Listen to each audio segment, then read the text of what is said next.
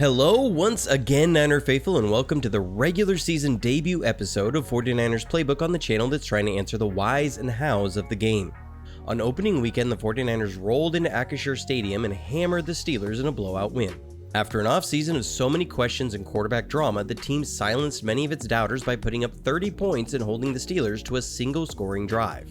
The run game was solid, Brandon Ayuk has really started to emerge as the team's number one receiver at the X position, the defense suffocated Pittsburgh at every turn, and Brock Purdy looked as smooth as ever. I almost wonder if he's become a Manscaped client with how smooth he looked. This episode is sponsored by Manscaped, and you can get 20% off and free shipping by visiting manscaped.com and using promo code JD49. Check out the all-new Handyman electric razor. It's the newest tool to add from the Manscaped lineup. It's waterproof just like all Manscaped's legendary tools, compact for on-the-go shaving, and in just 5 minutes can charge for up to an hour of runtime. And it includes battery indicator, because anyone who's ever started shaving with an electric razor only to have the battery fail on you halfway through understands the frustration. It also features Manscaped's famous skin-safe technology. You can find this and so much more at manscaped.com and make sure to use promo code JD49. That's manscaped.com and promo code JD49. You're watching Johnny Dell's Football Academy.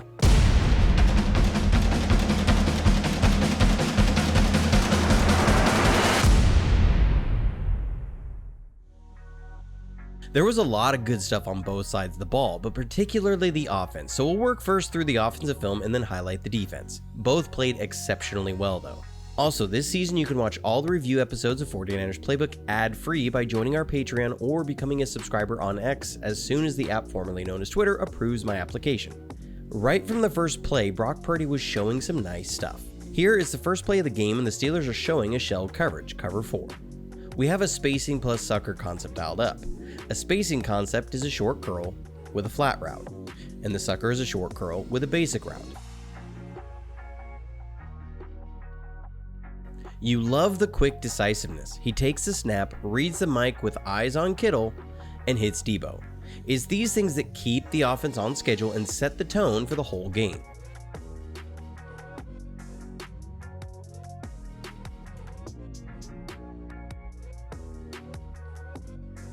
Then later on the drive, Kyle Shanahan gets aggressive early with an opening drive 4th down attempt. And this is a play that's been going around the league for a little while, and it's really tough to stop in these short yardage situations, and it's a really well-timed call here. It's a play that puts a ton of stress on a linebacker who's also tasked with covering the flat, in this case, Landon Roberts. You bring the tight end across late with an inside zone action. This stresses the linebacker to fill inside, while you have the tight end, Kittle, headed to the flat. It only takes a moment's hesitation to free up Kittle, who gets a nice catch and run for the first down on 4th down.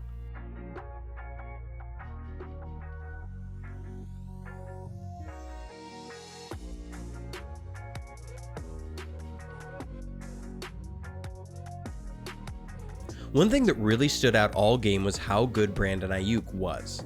A lot of us have seen the block where he leveled Pittsburgh's safety, which I will get to later, but I want to point out how good he was in so many other plays. To combat the Steelers' 3-4 front, we ran a ton of condensed sets and used Ayuk to crack block on outside linebackers and stack backers many times throughout the game, and he did an excellent job. Here's one example. We're running a toss play, and he comes down hard on the backer to seal off the edge and spring McCaffrey for a nice gain.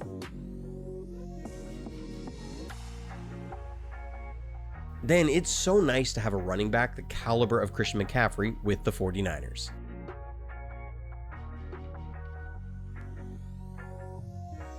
This is a play we ran a few times in the game. It's sometimes referred to as duo or power no puller, where it's an inside zone with power man principles. You get double teams inside, and the idea is you're giving your running back lanes to read. McCaffrey reads quickly to the flow and finds a hole for a big gain.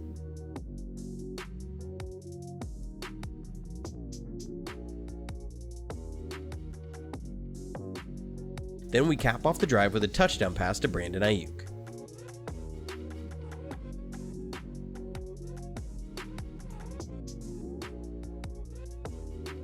The Steelers under Mike Tomlin like to play cover 6 in the red zone, which is cover 2 plus cover 4, and have the cover 2 side to the boundary side or the short side of the field. So Kyle's going for hard play action and a double in concept. Coming out of the run fake, Purdy is going to look the defense off to Deebo Samuel, which draws a ton of attention and the backside quarter's safety. Ayuk did a great job in his route by attacking Peterson's outside hip, forcing him to widen and create a ton of room inside. I know I wanted to victory lap Patrick Peterson after his comments this week for this play, but this is more on the safety inside and really nice execution by Purdy and Ayuk.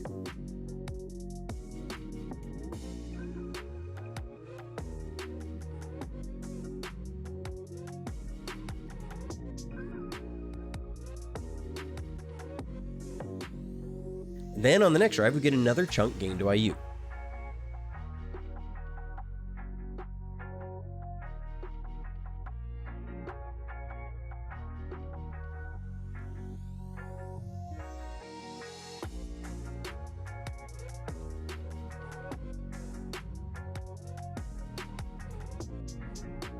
This is really nice vision and anticipation by Purdy.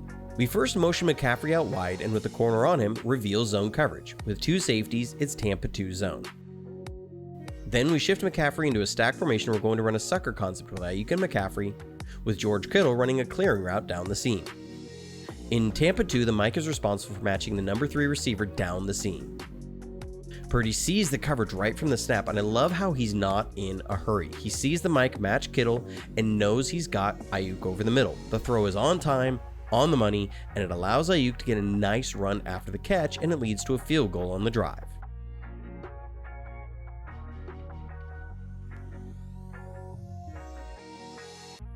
Sometimes the really good play is avoiding the big negative play. Here we're trying to run a play we ran a lot with Purdy last year, where we had a spot concept with a swing pass with Ayuk on a backside slant. Sometimes it was a basic route. When Deebo goes into motion, Purdy sees the coverage rotated over to the 4 receiver side and wants to hit Ayuk on the slant. At the snap though, the Steelers drop TJ Watt right into the passing lane in only a 3-man rush. Purdy is still able to pull it down and then find the spot route. It's only a 7-yard gain, but that's real nice work to avoid the potential pick and the sack to get a good positive play.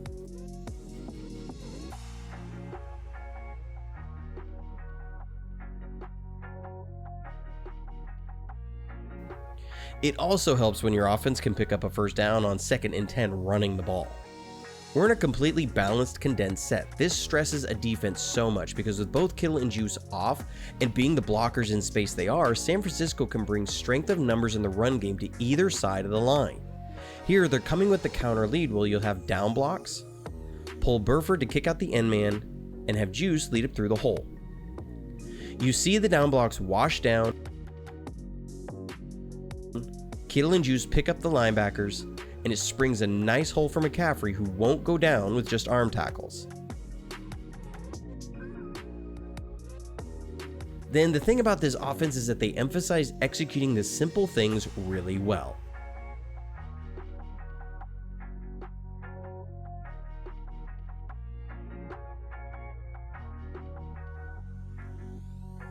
We're going to come with some motion, but this is a classic West Coast concept, the slant flat or dragon. The pre-snap motion reveals man coverage, and with the motion coming over, the corner has to play off to avoid a potential pick play, giving Ayuk a ton of room to work. Purdy then holds the lurk defender with his eyes and hits Ayuk. It's all the simple things done really well.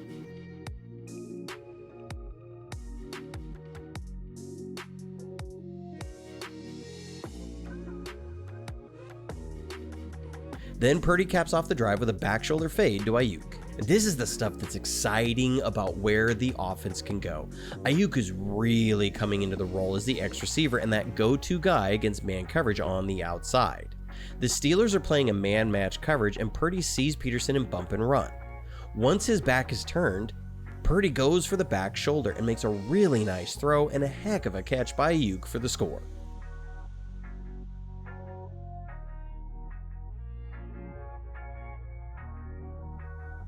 And then we get a really nice play from Purdy to convert on 3rd down.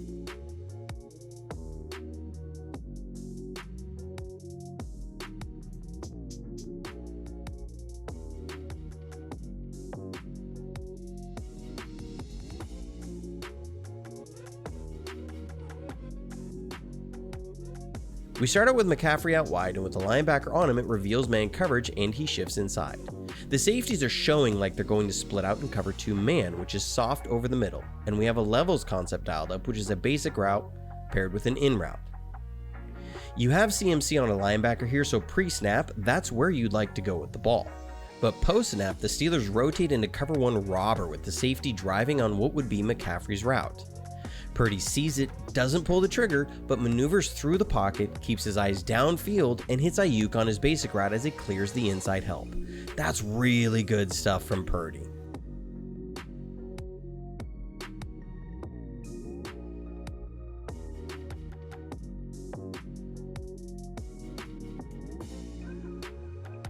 One thing Purdy has also brought to this offense is some escapability to avoid the rush and net something positive. Here, the Steelers get a free rusher, Purdy avoids the rush, flushes out, and makes an off-schedule play to Deebo Samuel.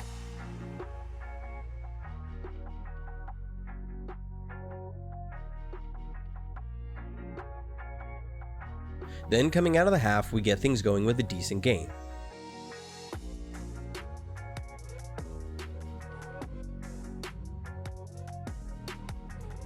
We're going to run a staple of our offense. We're going to run play action, having a clearing out with Ayuk, and then have Deebo Samuel on a through route. Now this might be a drift route, hard to tell. If it is, it's a terrible drift route by Deebo, but this is supposed to be a throw over the middle. Out of the play action, Pittsburgh reacts well to it, and Purdy doesn't panic. He stays patient and waits for the second window on the throw against the 2-zone coverage.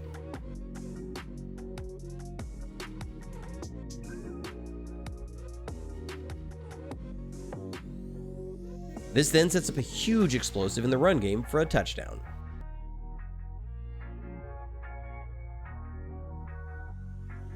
We come out at 11 personnel with 1 back and 1 tight end. This puts Pittsburgh in their nickel package, and we have Ayuk in a condensed split. We'd run a lot of toss plays out of this, and so Pittsburgh has their safety in an overhang position, but we're running our wide zone. From the end zone, we can better see how the formation and defensive alignment make this possible. You now have a wide area with only 2 defenders. You allow Williams and Kittle to kick out the 2 outside guys. McKivitz and Burford have good angles to reach and seal the backside guys. Then Brendel and Banks have to execute their zone blocking. If the 3 technique goes outside, Banks will drive him out, and Brendel will go pick up the linebacker. If he goes in, then Brendel will scoop him, and Banks will go pick up the linebacker. You see the run game as a thing of beauty, and McCaffrey has a little spin move to make the corner miss, and then let's all take a moment and enjoy Brandon Ayuk with a pancake block on the safety. And look at Ray McCloud hustling down the field as both receivers get McCaffrey in for the 65-yard touchdown run. Then some of the things Purdy did were just really smooth. Here, the Steelers are coming with pressure in a zone blitz, and Purdy is going to slide to his left and make an accurate throw with a guy bearing down on him. These are plays that are what the really good quarterbacks make. It's not a super complicated read, but being patient, having the ability to slide and buy time, but also know when you have to get rid of the ball, stay in a throwing position, and make the throw knowing the hit is coming. It's a lot of little things that sometimes are taken for granted. I want to highlight this play just to show how hard it is for people to clue into things in Kyle's offense. Everything ties into everything.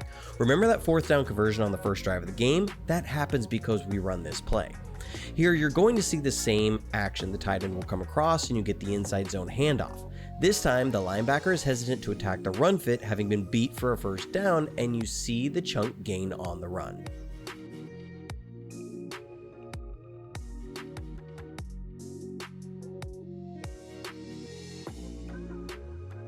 Finally, to wrap it up, we're going to again give some love to Ayuk and just what it means for him to be emerging as the number 1 X receiver. The X is the guy away from the tight end.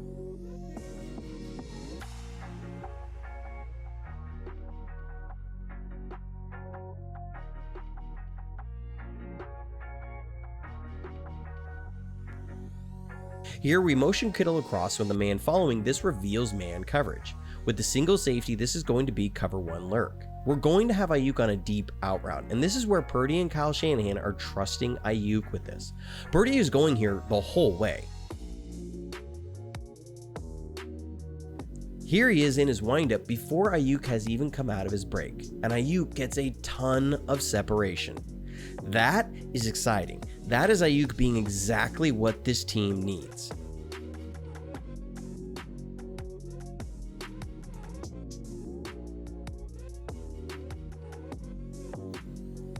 On defense, it was all about dominating the line of scrimmage, containing the run game, and making life uncomfortable for Kenny Pickett. Here, the Steelers are trying to get a flip pass as a jet sweep. Clelin Ferrell has been a real nice addition to the team, and you see the athleticism that made him a high draft pick. He's able to disrupt the play, and the defense swarms to make a tackle for a loss. Then on third down, they marry good coverage with good pass rush.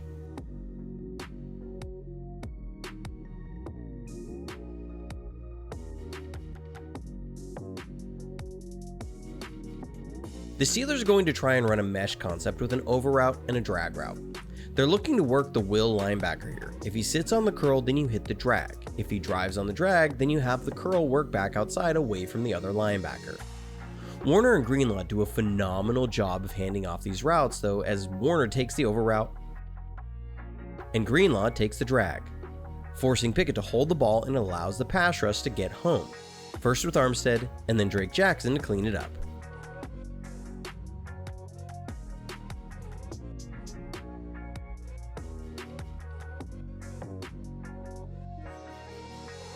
On the next drive, the Steelers come out in 12 personnel with 1 back and 2 tight ends. We respond with a 5 defensive lineman personnel grouping. Then we're going to come with a line slant, where normally this is what the gap responsibility would look like. Now it looks like this. The slant disrupts the rules of the zone blocking. Kinlaw has to be taken by the double team, and allows All-Pro Fred to be the heat-seeking missile he is and lay a huge hit on Najee Harris.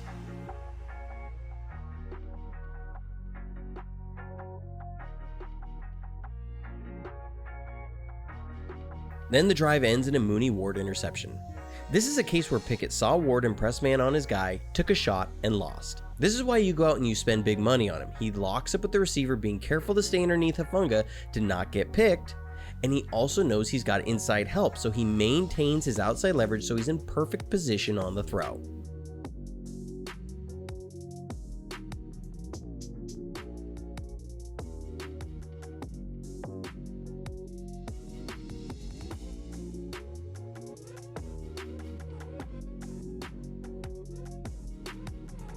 One thing the team did really well throughout the game was tackle on everything short and give up very little run after the catch.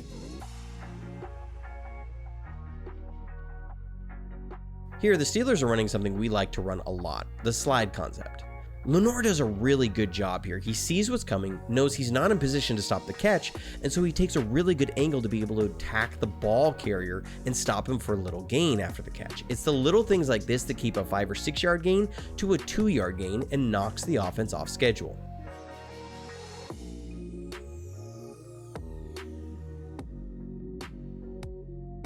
One thing was clear all game though, the pass rush of the 49ers had Pickett out of rhythm and off kilter all game.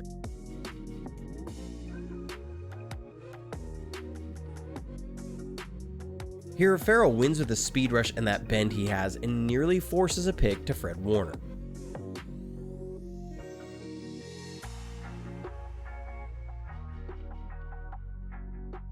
Then Drake Jackson is able to get his second sack of the day.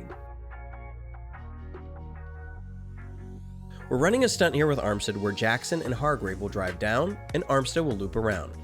Jackson puts his guy on skates, driving him back, and then when he sees Pickett take off, disengages and gets him for the sack.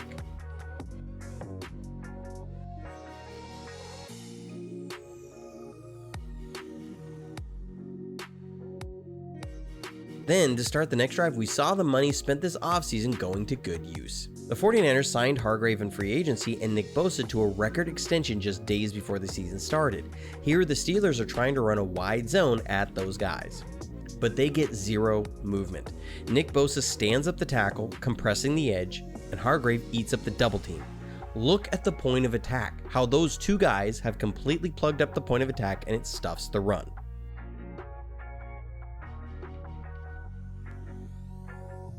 Then, we'll see All-Pro Fred again. One thing I saw in the limited action Fred Warner played in the preseason, and I mentioned on my podcast, the JFA podcast, that Fred Warner already looked like mid-season form with the way he was flying around. Here, the Steelers are trying to go with a counter run or a belly play. There's a saying with defensive players, go slow until you know. That's what Fred does. but when he goes, he hits it with speed and violence and swallows up the ball carrier.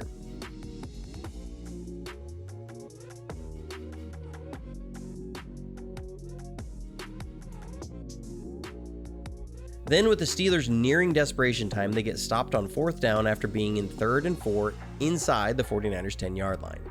We're running a soft cover 2, and again, the key is forcing the underneath throws and then making solid tackles. Look at the swarm mentality of the 49ers defense, including Nick Bosa.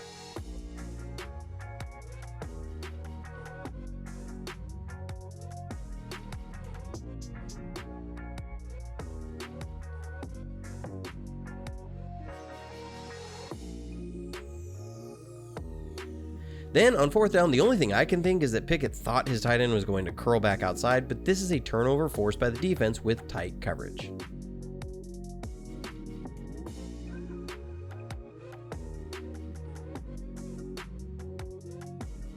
Then we'll wrap it up with a pick by Talanoa Hufanga.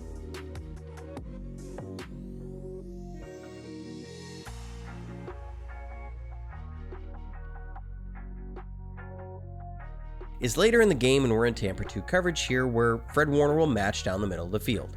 Pittsburgh is going to run a verticals concept here that would look to put the deep safety in a horizontal stretch.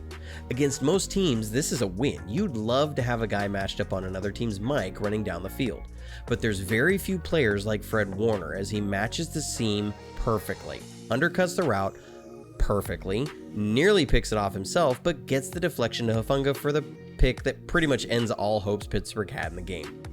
Overall, it was a dominating performance against a team that came into the season with a lot of playoff buzz.